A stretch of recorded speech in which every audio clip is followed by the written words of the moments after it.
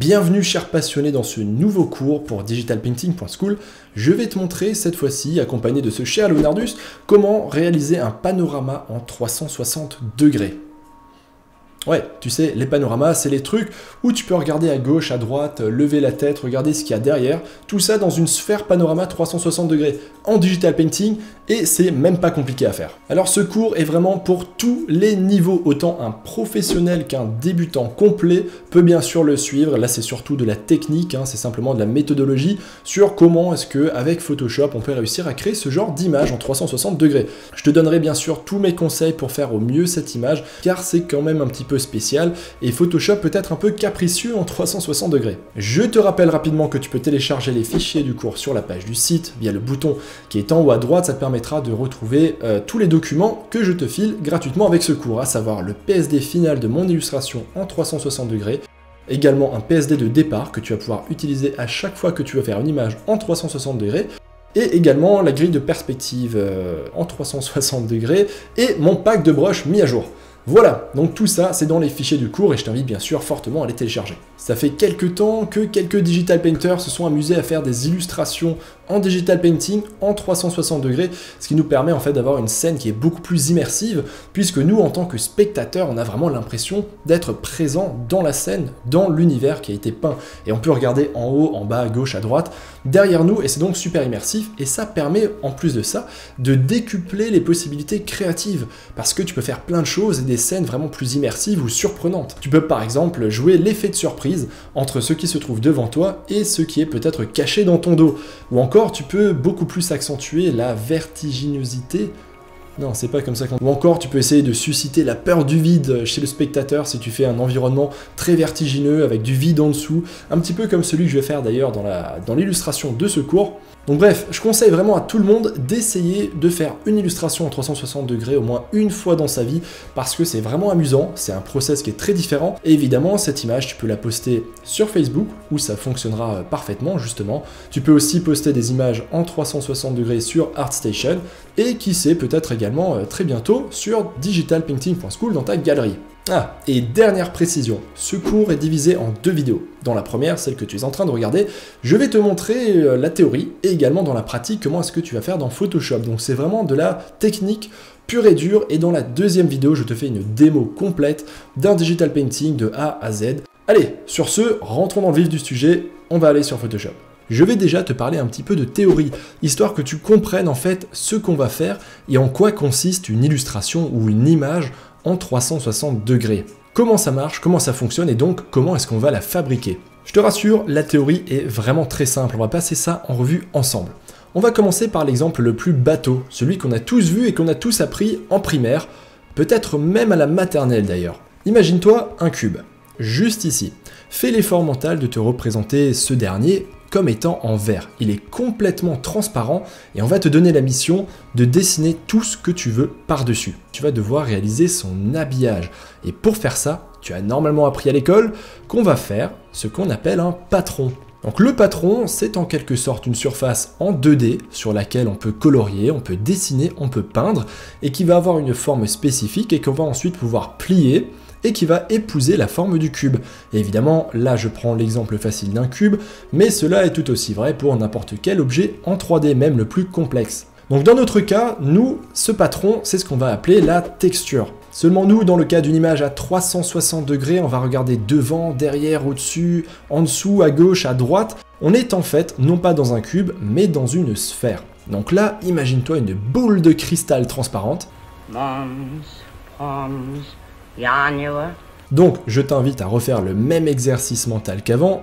Imagine-la vraiment transparente et tu vas devoir dessiner dessus, tout autour, pour pouvoir créer l'habillage que tu veux. Et donc, sur cette sphère, là aussi, on va plaquer une texture autour, une espèce de patron qui va coller à la forme d'une sphère.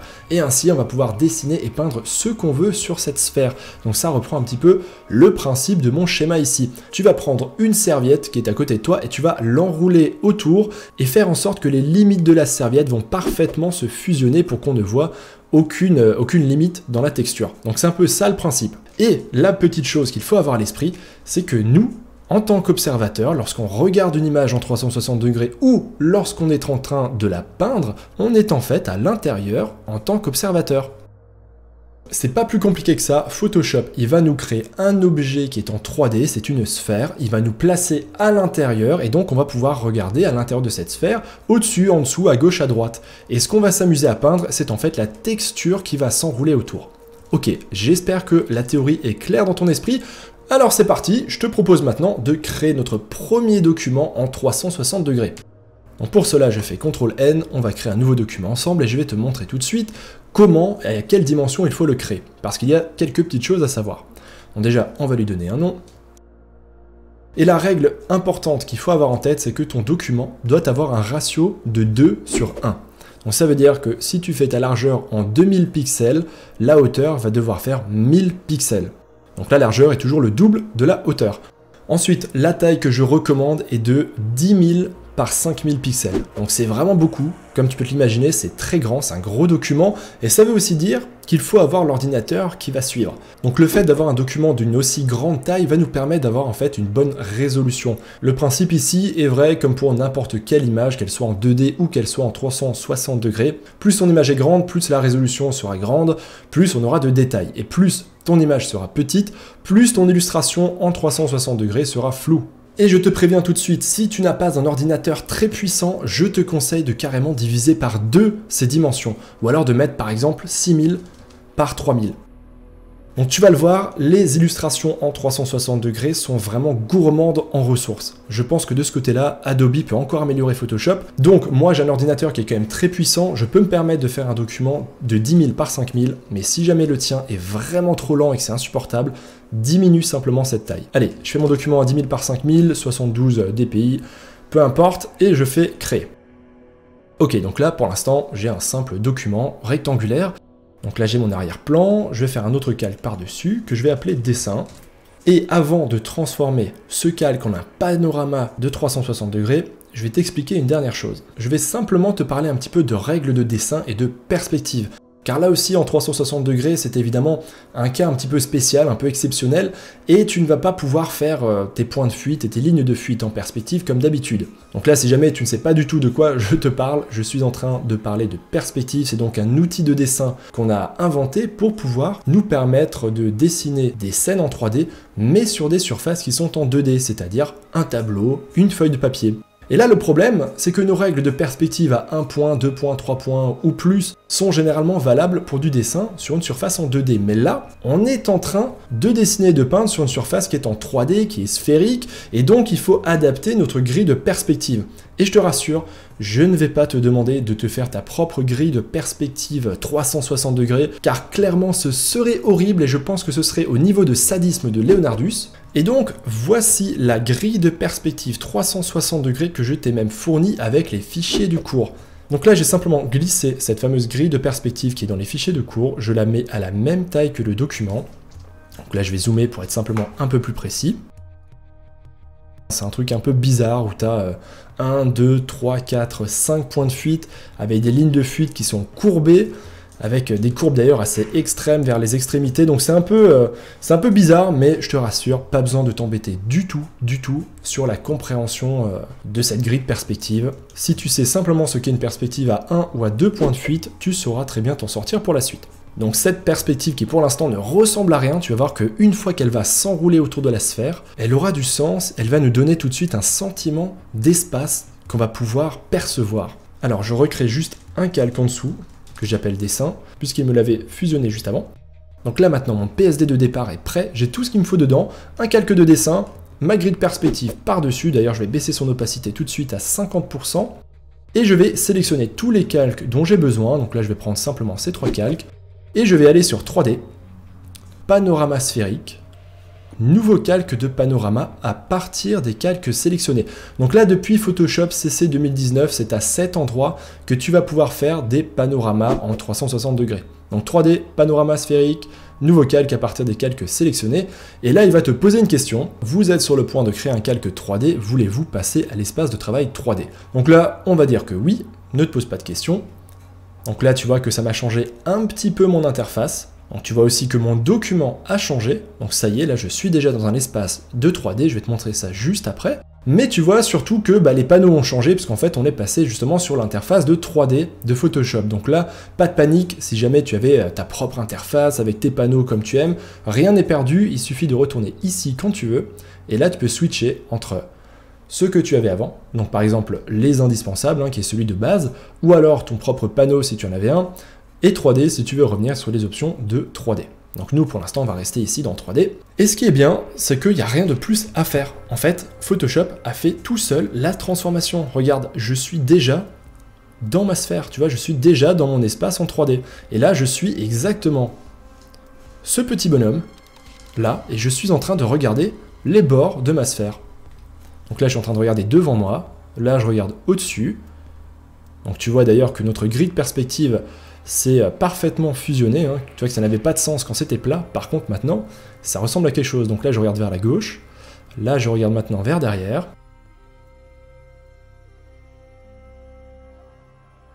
Ok, et maintenant, avant de pouvoir dessiner, il faut juste comprendre un petit peu comment fonctionne en fait, dans la logique de Photoshop, la sphère et sa texture qui est enroulée autour, puisqu'en fait, cette texture, donc l'image à plat qui s'est enroulée autour de la sphère, on va pouvoir la modifier à part si on veut, ou on peut la modifier directement à partir de l'intérieur de la sphère. Donc les trois calques qu'on avait précédemment, tu vois que dans le panneau des calques, ils ont en fait été fusionnés, et à la place, on a ce calque 3D. Donc tu vois qu'il s'appelle grille perspective parce qu'il a pris le dernier calque actif, celui qui était sur le dessus, et c'était le calque de grille de perspective. Donc tu peux voir que ce calque est un calque de 3D, c'est pour ça qu'il a cette petite icône en forme de cube, et que par-dessus, il a une texture qui lui est appliquée. Donc là on le voit, texture, diffusion, spherical map. Donc ça veut dire qu'il a pris une texture qu'il a appliquée de manière sphérique sur notre objet. Et ce qu'on va pouvoir faire, c'est qu'on va pouvoir double-cliquer ici sur spherical map. On attend un petit peu, et là il va nous ouvrir justement notre fameuse texture. Et là, comme par magie, tu retrouves les calques qu'on avait avant, tu les retrouves à plat, et tu vois que tu peux d'ailleurs passer d'un calque à l'autre, dessiner sur l'un ou sur l'autre. Tu peux en quelque sorte dérouler la serviette qui était autour de la boule de cristal, tu peux redessiner à plat dessus et ensuite la réenrouler. Donc là, le principe est assez similaire au calque dynamique de Photoshop, donc c'est-à-dire qu'on a un PSD ici avec l'objet en 3D, et dans ce dernier, on a un objet 3D dans lequel on a en fait d'autres calques qui sont imbriqués et on peut les ouvrir dans un document à part, juste à côté, comme un calque dynamique, et c'est un fichier PSB, donc exactement comme des calques dynamiques. Et donc les modifications qu'on va faire sur ce document vont se répercuter sur notre sphère en 3D. Donc je vais te montrer ça. Donc là je vais revenir sur mon calque de dessin, évidemment, je ne vais pas aller sur grille perspective, donc là je vais le verrouiller, je vais aller sur le calque de dessin, je vais zoomer, je vais agrandir mon brush, et devant moi, je vais faire par exemple un sol. Alors là déjà, tu peux voir à quel point c'est lent. Et ça, c'est vraiment le gros problème, le gros point un peu sensible dont je vais te parler juste après. Donc là, j'ai fait un sol, et puis ici, on va faire un petit bonhomme. Donc là, tu peux constater à quel point c'est vraiment très lent. C'est pour ça que je vais te montrer après ce que je te conseille pour justement faire ton painting en 360 degrés.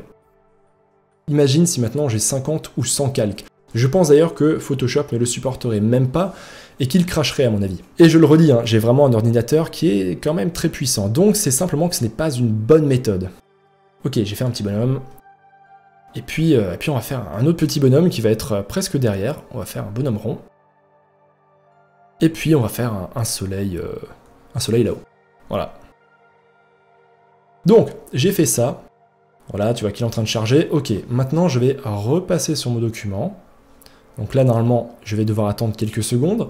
Donc c'est simplement le temps que notre texture se mette à jour sur l'objet 3D. Donc il va recalculer la texture sur chacun des points en 3D. Et maintenant, comme tu le vois, devant moi, j'ai mon petit bonhomme. Si je regarde en haut à gauche, j'ai bel et bien le soleil. Et je peux regarder derrière, et normalement, j'ai mon bonhomme rond. Et voilà, donc tu vois que c'est pas plus compliqué que ça en fait, de faire un digital painting en 360 degrés. Et là, retiens bien ce que je vais te dire. Il y a 3 méthodes pour peindre dans un panorama 360 degrés. La première méthode est celle que je t'ai montrée, c'est-à-dire qu'on va ouvrir la texture, on va la mettre à plat, et on va peindre sur ce document. C'est d'ailleurs ici qu'on va pouvoir gérer tous les calques. Donc c'est-à-dire que si tu veux faire ton illustration avec plusieurs calques, par exemple un calque pour le fond, un calque pour le premier plan, un calque pour le deuxième plan, etc., et ben c'est ici que tu vas pouvoir gérer ça. Donc ça, c'est la première option. Seulement, comme tu l'as vu, c'est extrêmement lent. À chaque coup de brush, Photoshop va laguer et il va te demander d'attendre. Alors je contrebalance ça par le fait que j'ai aussi créé un document qui est extrêmement grand.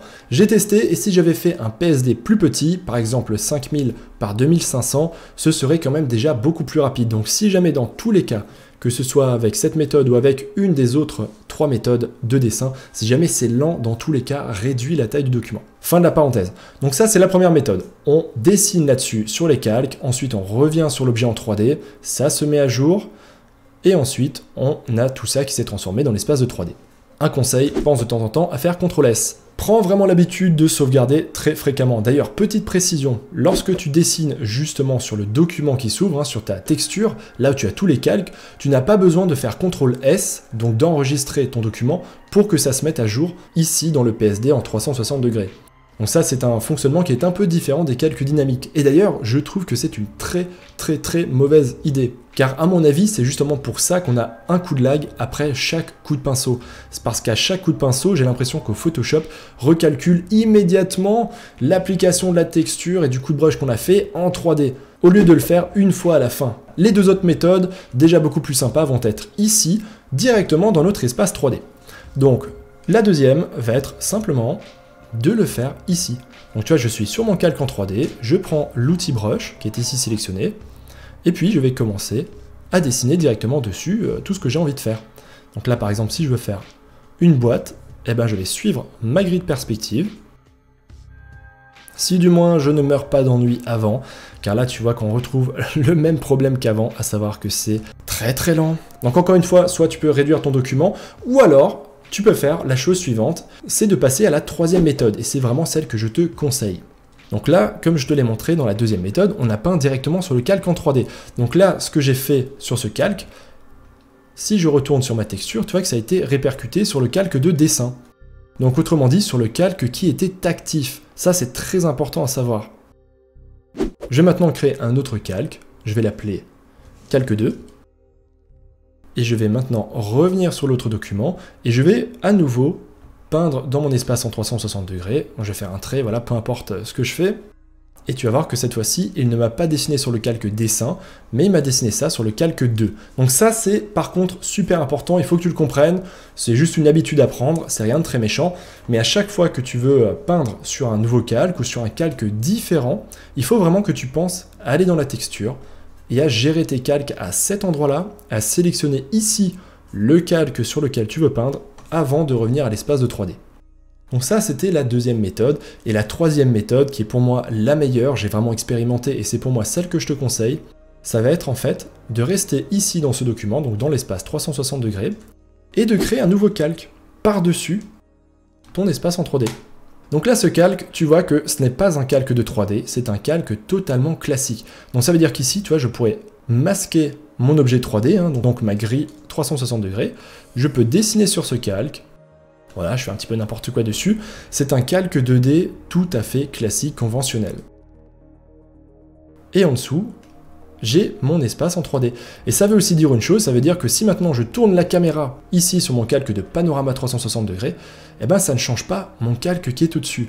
Donc là tu vois que je n'ai pas peint à l'intérieur de l'espace 3D, j'ai simplement peint en quelque sorte sur une vitre qui se trouve devant moi. Tu vois, si maintenant je reviens sur ce schéma ici, je reviens sur mon petit bonhomme, eh ben c'est comme si là où je suis en train de regarder, voilà, je regarde par exemple vers ici, et lorsque je crée un nouveau calque, c'est comme si je me créais une paire de lunettes. Donc je me mets une paire de lunettes devant les yeux, voilà, dessus je vais dessiner ce que je veux, et du coup, partout où je vais regarder, si maintenant je tourne la tête vers la droite, eh ben, j'aurai toujours cette paire de lunettes qui sera par-dessus mes yeux, et il y aura dessus la même chose qui sera plaquée en 2D par-dessus. Donc là, j'ai simplement ce calque qui est en 2D, donc je vais supprimer ce que j'ai fait, et je pense que tu vas comprendre un peu mieux tout de suite. Donc là, je vais maintenant peindre une boîte. Voilà, je vais la faire par exemple ici. Voilà, donc tu vois, je vais suivre bêtement les lignes de perspective.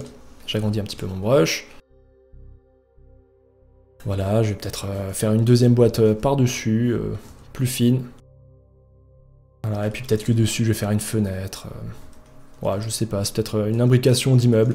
Bref, peu importe, en tout cas là tu dessines vraiment ce que tu veux, hein. Justement, tu veux faire des boîtes, tu veux faire un paysage, tu veux faire des personnages, mais par contre, encore une fois, garde bien à l'esprit que là je l'ai fait sur un calque séparé par-dessus. Donc je l'ai fait sur mes lunettes que je suis en train de porter. Donc si je tourne la tête pour regarder à gauche, mes lunettes seront toujours devant mes yeux. Et là par contre, tu vois, je ne suis plus du tout la perspective en 3D. Donc je reviens en arrière, je fais CTRL Z simplement, et en fait, ce que je fais, une fois que j'ai terminé de dessiner en fait sur ce calque, et ben je vais simplement le fusionner avec le calque qui est en dessous.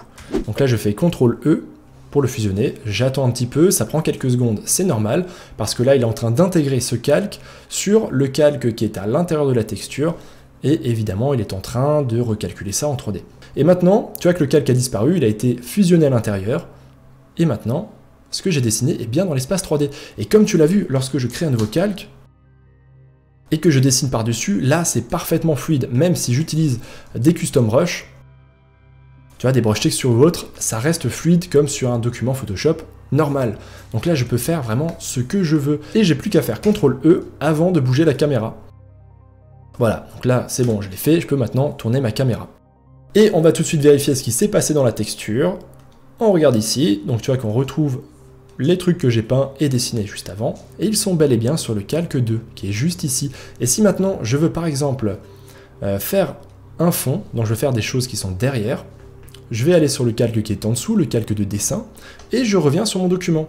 Et maintenant, si je crée un nouveau calque, je vais peindre ça en bleu. Voilà, je remplis ça en bleu, évidemment là c'est un petit peu lent parce que le brush est de très grande taille. Je vais maintenant le fusionner, et il va bien se fusionner sur le calque dessin qui était en dessous dans la pile des calques, même si là, je le vois pour l'instant au-dessus. Ouais, je sais Leonardus, c'est un petit peu la seule difficulté qu'il y a lorsqu'on fait une illustration en 360 degrés, il faut simplement comprendre ce système de texture et ce système de calque. Après, c'est une gymnastique qu'on prend quand même vraiment très très vite. Voilà, donc là tu vois que j'ai fusionné, et effectivement, si je reviens dans mes calques, j'ai bien dessiné sur le calque dessin qui était en dessous. Et donc, je peux effectivement bouger les autres éléments sur le calque qui est au-dessus, etc. Donc ça, c'est la troisième méthode, et c'est vraiment celle que je te conseille. C'est qu'en fait, tu vas toujours avoir cette texture ici, la spherical map, qui va être ouverte dans l'onglet à droite. C'est ici que tu vas pouvoir gérer tes calques, qui vont ensuite être transformés en 3D et mis dans la sphère. Et il faudra juste être toujours très attentif au calque sur lequel tu te trouves lorsque tu peins dans l'espace 3D. Et donc à chaque fois, tu reviens dessus, et pour avoir un maximum de performance, moi ce que je te conseille de faire, c'est de regarder un petit peu ton espace, histoire que tu comprennes bien là où tu te trouves. Tu choisis ensuite l'endroit où tu veux peindre. Par exemple, tu vas te dire, tiens, je vais retourner derrière moi, voilà, derrière, là où j'avais ce petit bonhomme, et je vais lui faire, je sais pas, je vais lui faire un skateboard. Voilà, donc je crée un nouveau calque. Donc là maintenant, je ne bouge plus ma caméra. Donc là, je lui fais un super skateboard. Voilà, alors il est vraiment super allongé. Donc là, c'est l'occasion justement d'accentuer la perspective. Ok, je lui fais des bras, ce truc est immonde, je le sais Leonardus, pas besoin d'en remettre une couche. Et ensuite, tu fusionnes. CTRL E pour rappel, tu attends quelques secondes. Et maintenant, tu peux tourner ta caméra, c'est intégré et ça a été fusionné automatiquement par Photoshop sur le dernier calque que tu avais sélectionné. Voilà. Et d'ailleurs, tu as peut-être pensé de toi-même, mais je vais quand même t'en parler. Il y a une quatrième méthode que j'ai testée, et je te la déconseille parce qu'elle manque de souplesse et qu'elle est très chiante. C'est que rien ne t'empêche de créer un deuxième document avec les mêmes dimensions, 10 000 par 5000 dans mon cas, de prendre ensuite tous les calques ici de ta texture, de les glisser dedans. Voilà, donc je reviens dans le document que j'ai créé. Donc là, je vais juste déverrouiller ce calque. Voilà. Donc je glisse tous les calques en les mettant exactement à la position où ils étaient dans le document. Et sur ce nouveau document, là, je peux peindre comme je veux avec la fluidité que je veux. Donc là, tu vois que à chaque coup de brush, eh ben, je peux peindre, dessiner sans aucun problème. Il n'y a pas de souci. Par contre, ça veut dire qu'à chaque fois, il va falloir que je m'embête à resélectionner tous les calques, à revenir ensuite sur le PSB ici de la texture pour remplacer les anciens calques. Donc ça, je te le montre juste, hein, je te le mentionne pour que tu vois que cette possibilité existe et aussi pour te dire que je l'ai testé et franchement, c'est pas marrant, c'est chiant, tu vois, ça prend du temps. C'est relou. Voilà, faut quand même attendre. Et là, ça y est, c'est bon, ça a été fait. Mais comme tu le vois, ça fait beaucoup d'étapes, et lorsque tu vas faire ça sur toute une illustration, autant te le dire, à la fin, tu as envie de te tirer une balle. Donc pour moi, la meilleure méthode reste de créer un calque à chaque fois par-dessus, de dessiner, de fusionner, et voilà. Ah, et si jamais tu as ce message qui apparaît, impossible de modifier directement là où les textures, ouvrez là où les textures, puis choisissez un calque cible modifiable. Fais simplement changer la cible, ça veut dire que tu étais sur un mauvais calque. Ça veut dire que tu étais, comme c'est le cas ici, soit sur un calque verrouillé, soit sur un calque dynamique. Donc ça va être le premier point sur lequel tu vas devoir être attentif. C'est du coup avec cette petite gymnastique de toujours être sûr d'être sur le bon calque. Vu que ici, tu ne vois pas sur quel calque tu te trouves lorsque tu vas fusionner le calque avec l'objet 3D, tu as vite fait, et ça m'est arrivé dans la démo que je vais te montrer dans la deuxième vidéo, tu as vite fait de fusionner ce que tu viens de peindre sur le mauvais calque. Et comme tu le sais, si tu t'en mêles les pinceaux dans les calques, des fois c'est très chiant. Ensuite, deuxième conseil que je te donne, sauvegarde très fréquemment. J'ai eu quelques crashs Photoshop, pourtant Photoshop chez moi ne plante absolument jamais. Ça faisait d'ailleurs je pense quelques années que ça ne m'était pas arrivé, et pourtant j'ai réussi à le faire planter plusieurs fois. Donc quelquefois ça le rend un petit peu instable, il y a beaucoup de calculs à faire, j'ai l'impression qu'il y a des choses qu'il n'aime pas trop, donc au cas où, sauvegarde très fréquemment. Ensuite, troisième chose à laquelle il va falloir faire attention, c'est dans l'emploi de l'historique. Donc l'historique est juste ici, on peut le retrouver. Comme tu peux le voir, dès qu'on bouge la caméra, qu'on met à jour les objets dynamiques, donc ça veut dire la texture, à chaque fois ça se met à jour ici. Donc bref, tu retrouves l'historique. Par contre, là tu vois que j'ai des états qui me disent que la texture, donc les objets dynamiques, ont été mis à jour. Mais si maintenant je reviens en arrière, donc je suis vraiment revenu très loin en arrière, j'ai bougé la caméra, et si je reviens sur mon PSB, là il s'est mis à jour. Mais quelquefois, il ne se met pas à jour. Quelquefois, tu as encore l'ancienne version. Ça m'est arrivé, et de cette manière, j'ai déjà perdu, je crois, 1 heure de travail. C'est assez frustrant. Donc, essaye toujours lorsque tu joues avec l'historique, et notamment lorsque tu reviens en arrière par rapport à des modifications que tu as fait dans le fichier de la texture, sois toujours vigilant. Moi, je préconise à chaque fois de fermer celui-ci, et de le rouvrir et de redouble-cliquer. Comme ça, tu es sûr que si tu fais des modifications ou que tu changes de calque sur ta texture, au moins tu es sur la bonne version et tes modifications vont vraiment être prises en compte. Voilà, ça c'était pour le troisième conseil, et le quatrième conseil, parce que j'ai vraiment tout testé avec cette longue démo que tu vas voir juste après, oublie le texturing photo et le photo bashing. Sincèrement, c'est un enfer. Techniquement, tu peux en faire. J'ai réussi à en faire un petit peu. Mais étant donné qu'à chaque fois qu'on fait une modification, il faut attendre plusieurs secondes, c'est vite un enfer. C'est hyper lent. Je rentre pas plus que ça dans les détails, tu le verras de toute façon dans la seconde vidéo. Bon, je reviens ici sur mon petit document, et il me reste une toute dernière chose à t'expliquer dans ce cours. C'est simplement par rapport à la navigation dans cet espace en 3D. Et pour faire ça, il suffit de prendre l'outil déplacement. Donc c'est l'outil basique, celui qui, avec un calque classique, si je te fais un calque normal, voilà, par-dessus, celui qui te permet de déplacer le calque. Bah là, au lieu de déplacer le calque, il va en fait changer l'angle de vue de la caméra. Donc c'est pour ça que l'outil déplacement a ici une autre icône lorsqu'on est dans l'espace 3D. Donc ça veut aussi dire que si tu veux te déplacer dans ton document, la touche espace ne fonctionnera pas. Comme tu le vois, elle me déplace en fait l'espace de travail au lieu de me tourner la caméra. Donc ça veut dire qu'à chaque fois que tu vas vouloir déplacer la caméra dans ton document, tu vas devoir rappuyer sur la touche V, reprendre cet outil, déplacer la caméra et ensuite reprendre l'outil pinceau. Par contre, petite astuce que je te donne, tu peux remplacer le raccourci de la main par la touche V, autrement dit par le raccourci de cet outil. Donc ça veut dire que là je vais appuyer sur V, je reste enfoncé, je fais mon déplacement et je relâche la touche. Et là je suis automatiquement revenu sur l'outil pinceau. Donc ça veut dire que j'ai pas besoin d'appuyer sur V, de déplacer ma caméra, de revenir sur l'outil pinceau avec la touche B. Je peux exactement comme la touche main, simplement faire V enfoncé, je fais mon déplacement, je relâche et j'ai tout de suite le pinceau. Ensuite, une dernière chose qui va être très pratique lorsque tu travailles dans cet espace, c'est ici ce qu'on appelle le champ angulaire. A priori, par défaut, le champ angulaire est à peu près de 8, donc ça nous permet d'avoir un champ de vision très large, on voit vraiment très loin sur les côtés, mais si maintenant je le change et que je mets par exemple 15, à peu près le double, tu vois que là, j'ai en quelque sorte zoomé dans l'image. Donc à chaque fois que tu modifies cette valeur, il faut attendre quelques secondes. Si maintenant je mets 30, je suis encore plus zoomé. Et si je reviens sur 1, là au contraire, tu vois que j'ai une vue beaucoup plus large. Donc là, ce sera à toi de choisir quel est le champ angulaire que tu préfères. Généralement, moi, lorsque je peins, je suis entre 1 et 10. Et si jamais ton pinceau se comporte bizarrement lorsque tu peins ici directement sur l'espace 3D, je te conseille de vérifier, lorsque tu as l'outil pinceau sélectionné, ce petit onglet ici dans Propriétés, et de vérifier que dans Système de peinture, tu es bien sur Projection, car sur Texture, il va réagir différemment.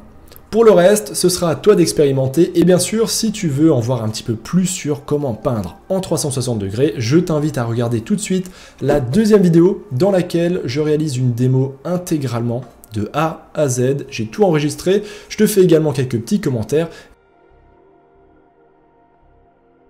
Maintenant, on va voir ensemble comment exporter notre panorama 360 degrés pour qu'il soit reconnu en tant que tel et donc navigable sur Facebook, sur ArtStation ou n'importe quelle autre plateforme de ce type. Donc là, tu vois que je suis sur le PSD. Alors, c'est pas encore la version finale.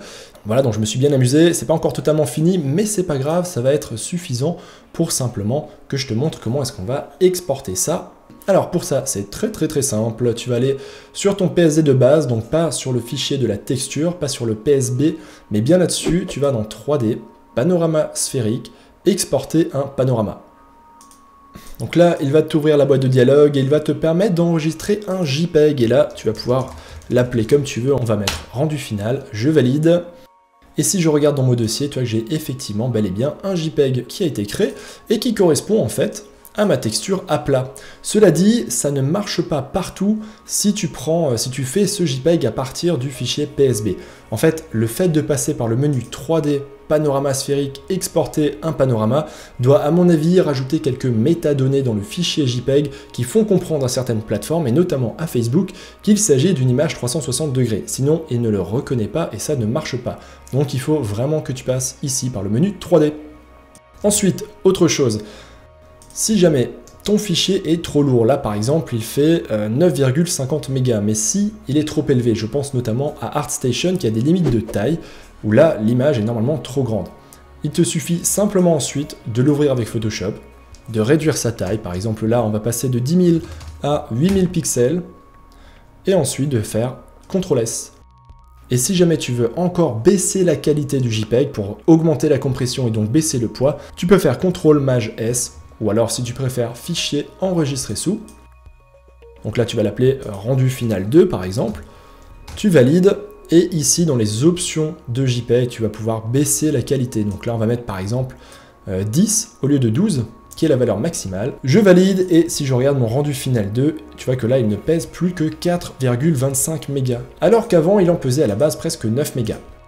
Pour la suite, lorsqu'il s'agit de l'uploader sur les différentes plateformes telles que Facebook ou ArtStation ou encore digitalpainting.school, en fait il n'y a rien de particulier à savoir. Généralement, lorsque tu vas glisser ton image sur Facebook, lorsque tu vas vouloir la publier dans un statut, elle est normalement automatiquement reconnue comme étant une illustration 360 degrés, donc il n'y a rien de plus à faire. Sur ArtStation, c'est pareil, il suffit simplement de cliquer sur un bouton pour faire comprendre qu'il ne s'agit pas d'une création 2D mais d'une image 360 degrés.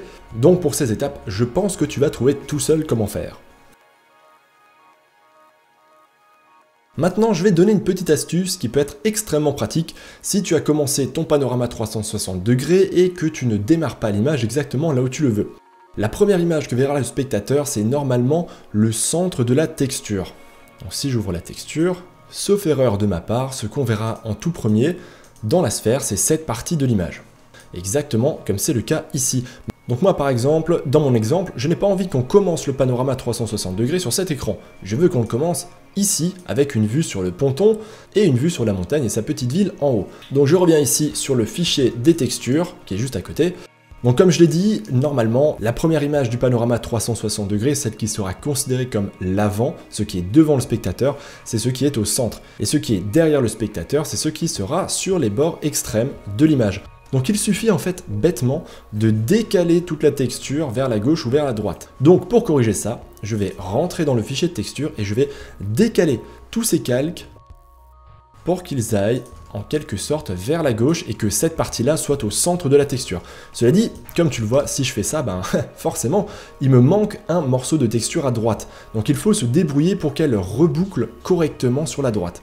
Donc pour ça, je te montre un petit filtre Photoshop extrêmement pratique et qui va te permettre de régler ce souci en quelques secondes. Donc là, tu vois qu'ici, j'ai plusieurs calques. J'en ai même un paquet. J'ai volontairement pris un exemple où il n'y avait pas un seul calque, où il y en a plusieurs, histoire que ce soit un peu plus complexe. Et on va donc commencer par le premier calque. On va prendre par exemple celui-ci. Voilà, donc tu vois, c'est un calque de détail sur lequel j'ai peint. Et je vais aller tout simplement dans Filtre, Divers, Translation. En anglais, c'est Offset, si je ne me trompe pas. Donc celui-ci va tout simplement te permettre de décaler ton calque et de le faire reboucler de l'autre côté. Donc c'est ça qui est très intéressant. Ici, tu vois que dans Zone non définie, on a rebouclé qui est choisi normalement par défaut.